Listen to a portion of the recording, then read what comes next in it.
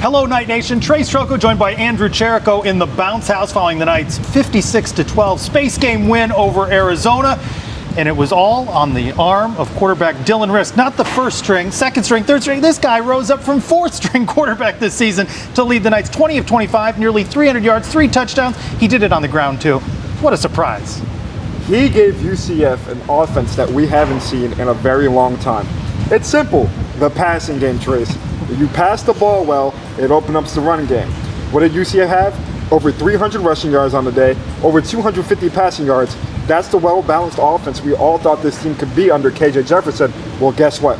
Now it's Rizk's. Defense came up big as well. The Knights break a 5-game losing streak, a great deal of relief, and they may have found their quarterback going forward. Let's hear from head coach Gus Malzahn and players. Yeah, he spread the ball around. There's no doubt, and we have receivers that can all make plays, and a lot of them did tonight. He spread the ball around. The RPO game was pretty good.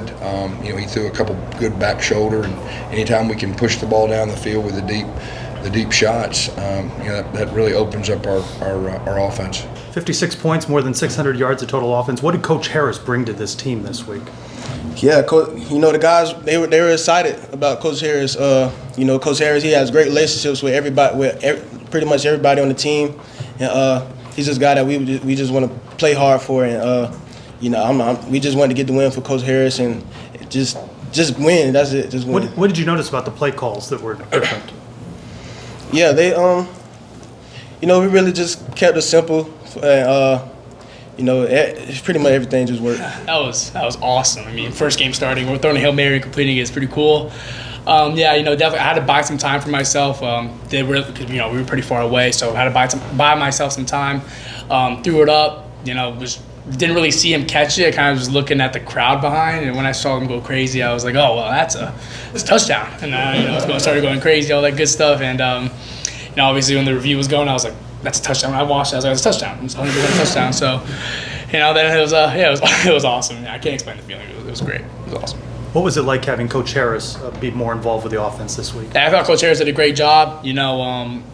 Also Coach Gus did a great job when he was play calling. I thought he did a great job also. But Coach Harris did an unbelievable job. Me and him, we went over the call sheet every day of the week. Making sure I'm prepared for what's coming. Doing specific plays for specific coverages. We knew what they were going to do, and Coach Harris did an unbelievable job play calling. He put me in the right position to succeed, and I'm really, really thankful for him. No, I didn't know I scored like right at the moment. It happened so fast, so it's kind of shocking whenever you're taking everything. But we just. Dylan made a great play making the defender miss. He didn't let the ball die in his hands. He put the ball in the air, and he gave all of us opportunity. And I was just a guy that was lucky enough to get my hands on the ball, and I came down with it and scored. What are the emotions in that locker room snapping a 5-game losing streak? Yeah, no, it's huge. I think sometimes you lose 5 games in a row, and you kind of what can happen is everyone gets down and gets sad, and I don't think that our team has done that. From week to week, we always come back each week, with energy and ready to respond. And I think it really just showed up this week that we were able to come and respond and really play a complete team game. Some of the past games we hadn't been putting it together on all 3 phases, and so today I think we really did that, and it shows up. If you're playing a complete game, people ain't going to score, and you're going to score a lot of points. And so I'm really happy that our team was able to do that today. Never lost that belief? No, I believe not. And even with the change, I think sometimes change can be seen as bad, but change is also the opportunity for growth. And so I think our team took that as an opportunity for growth and moved forward with the situation that we were in. Yeah, it's tough this day and time with social media and everything. It's tough when you go through tough times, and the game of football, you learn so much about yourself that you can carry over in life. And I was real proud of our players to keep battling. It's been tough, and they kept battling. They kept practicing, and it'd have been real easy for some of them to throw in the towel, and they didn't. So hats off to those guys. They kept fighting, and then to have a performance like we did after everything we went through. I mean, like I said, we're set up to finish this thing, and you can just tell that it's going to be a good way to finish. Funny how a UCF win makes everything a little bit nicer in the post-game presser. Knights with more than 300 yards rushing, as we spoke about. Defensively, they hold Arizona to just 5 net rushing yards. Yeah, I had the opportunity to speak with Arizona head coach Brent Brennan, and he simply said it's one of the most unacceptable performances that his team has ever put out and that he's coached. You mentioned it, 5 rushing yards the entire game, the Hail Mary at the end of the first half, and the blowout loss. Let's hear from Arizona. A really hard day out there on the football field. Credit to Central Florida and Coach Malzahn and that staff. They got after us in all 3 phases, and no part of that is, I mean, it's just totally unacceptable. So what about UCF's defense got to you guys that didn't let you guys perform well? They did a really good job, and you got to give a lot of credit to the defense. Great job by the defensive coordinator, great job by the personnel. We knew the D-line was going to cause some issues, and they did a really good job, but I can make my offensive line job a lot easier, getting the ball out and making plays with my feet. Over 600 yards of offense for UCF on the day, 300 on the ground, 200 on passing game. What issues were the well-balanced? Were you ready for Dylan Rizk to have a passing game like that? Yeah, we were prepared. I think they just got us in some one-on-one situations that they won more than we won. So when it comes to those, we gotta win those more. UCF had over 600 offensive yards on the day, not just from rushing as well. They had redshirt freshman Dylan Rizk at quarterback. How much of a well-balanced offense did you see from UCF today?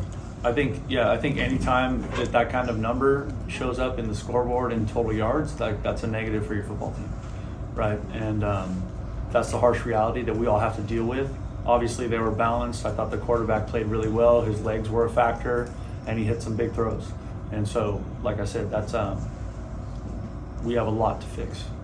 Andrew, the space game streak continues for the Knights. They like this bounce house and the space game and a little bit of rainy weather, too. Yeah, talk about nostalgia, Trace. Last year was Oklahoma State.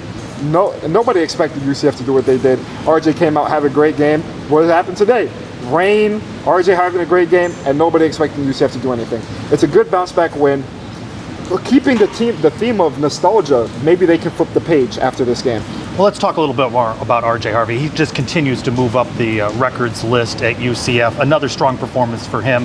A couple of touchdowns, almost 200 yards. Honestly speaking, if RJ Harvey had an offense that was capable of passing the ball prior to this game, he would be in Heisman talks right now. Every game he has been UCF's offense, whether it's passing game, rushing game, or blocking. He is one of the best players in the country. Well, it looks like it only took 8 games, but the Knights may have found their starting quarterback, Gus Malzahn, saying post-game, just common sense that Dylan Rizk will get the start, but a tough road game now. They must travel to Arizona and face Arizona State, but they found something, at least in this game, with Dylan Rizk. I mean, that's what the Knights have been looking for this entire season, a quarterback who can complete the throws that need to be made. It wasn't happening with KJ. It wasn't happening with Ja'Cory Brown. He makes the passes. He makes easy screen passes, easy slant routes. He gets the ball to the receivers, and he gives the Knights the best chance of winning at Arizona State. Players said that things were simplified a bit with Tim Harris Jr. calling plays on offense and the termination of defensive coordinator Ted Roof, replaced by Addison Williams. What did you notice defensively from the Knights? Sometimes it's addition by subtraction, Trace.